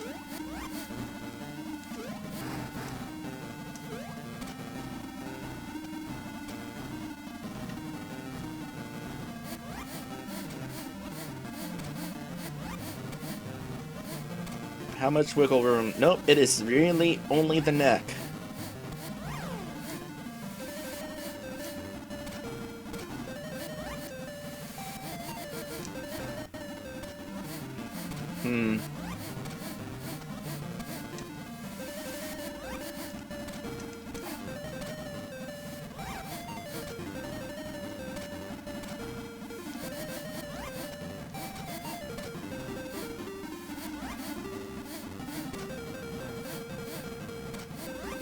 Okay, I'm on the next phase. No I'm not. I was about to save state there, but I was a little slow on the draw.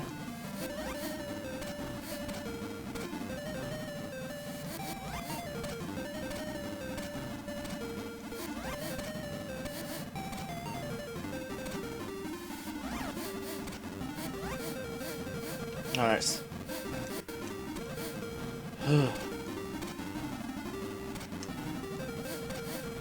Okay. Here I am on this neck. Now what?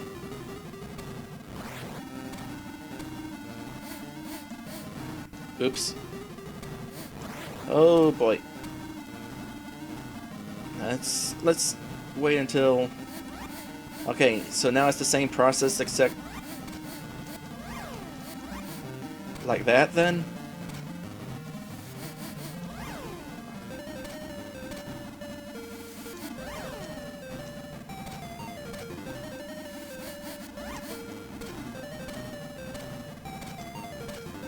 Oh. Apparently it doesn't work that way. I have to wait until the arrow points at the other guy, I guess.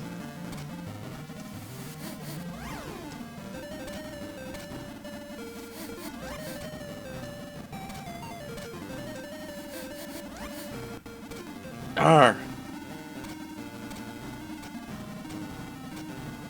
Tell you what, I couldn't really imagine doing this without save states.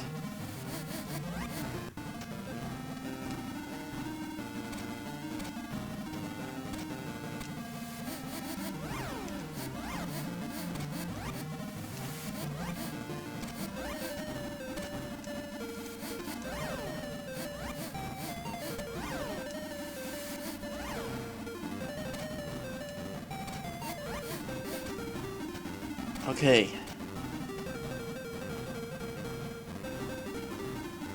Because after so many deaths... By the way, I can't pause. I guess you cannot pause during boss fights. These bosses are too graphically intense for me to be able to pause.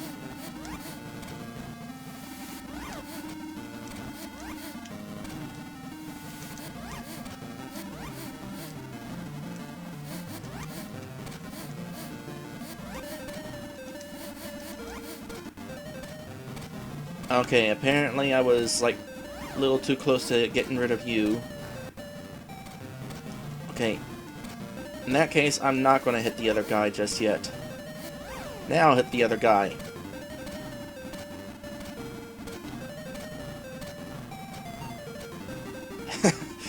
Kind of. Alright, well. Now what? I kind of already took care of the other one. Whoa, what? Was I supposed to hit him just then? Let me load state to just right before I did that.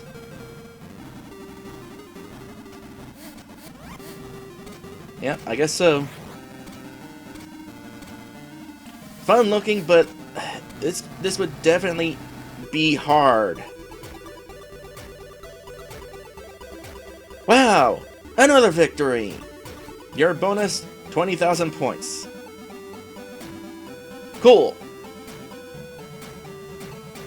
Having get a game over, and unfortunateness. And that kind of fight there would be really hard to do and have to worry about your lives, and I don't even know if this game has any continues.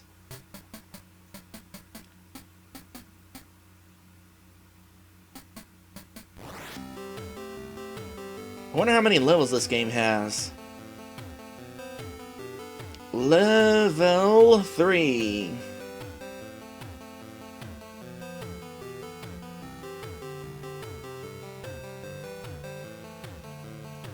The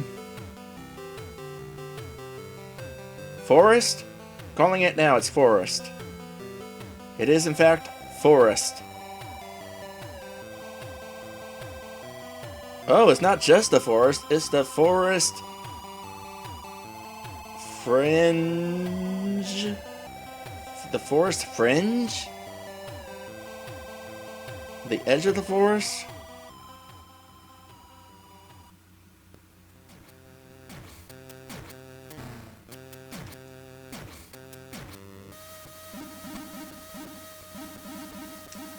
Ow.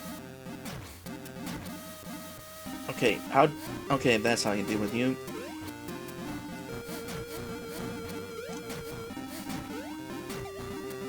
You know what? I'm kind of curious. Let us establish that is not a pit. But we got spikes. So I'm going to die on purpose a few times. I'm going to bring my hand away from the save state button, because I just want to find out whether this game actually has continues.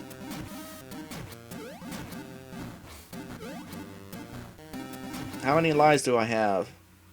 I guess 3.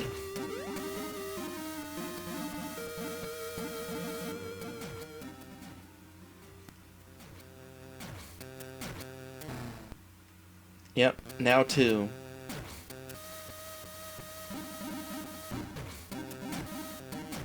It's too bad there's not like a bottomless pit right at the start.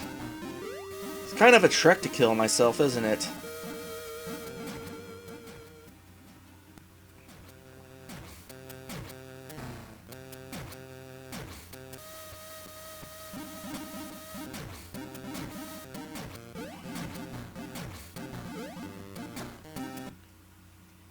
Alright, 1 life to live. Is that an extra life or just actually my last... Yep. Game over.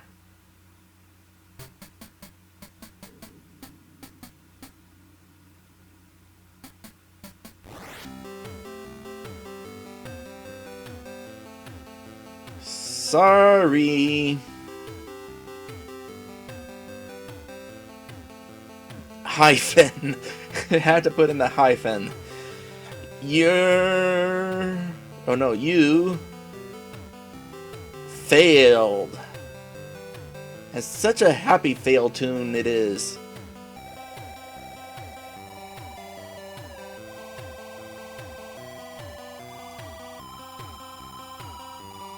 Better...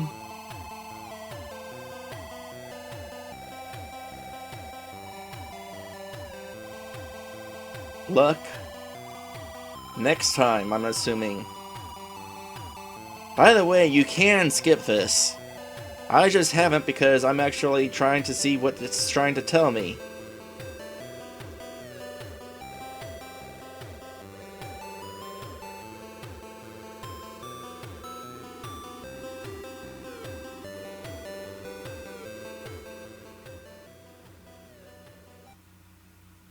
Okay, so you do have a limited amount of continues. So at least there's that.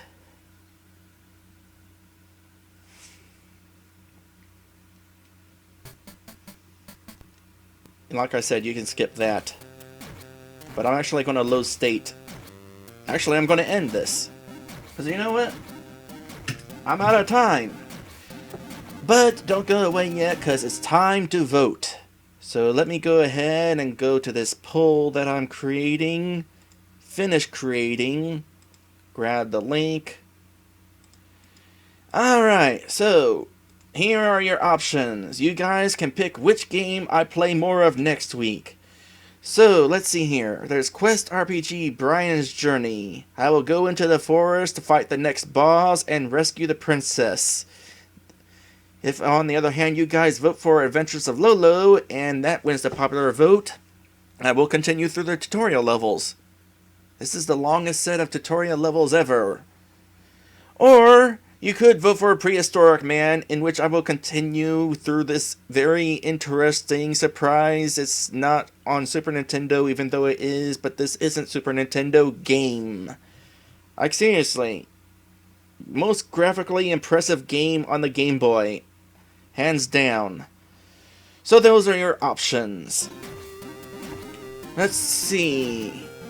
Upcoming streams. Upcoming streams is on Friday, Pokemon Black Randomized, where I will continue to have random stuff, random Pokemon, random items. It's random.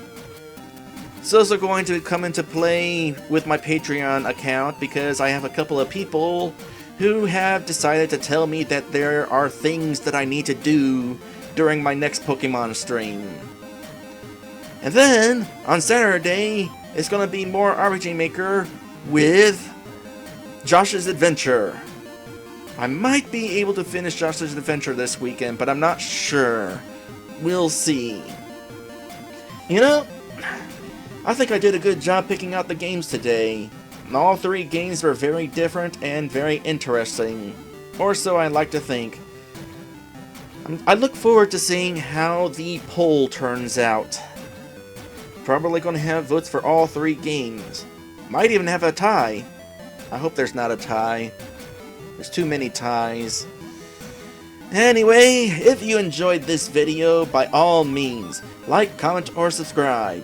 A little friendly attention can help bring me even more. And for even more Let's Playing goodness from myself and from others, check out RPGMag.com. The link is in the description.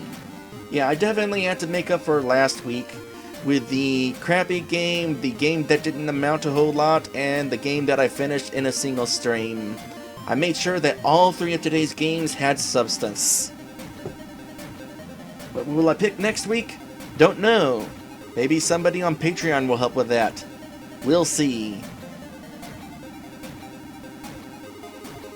You know, this is a catchy tune.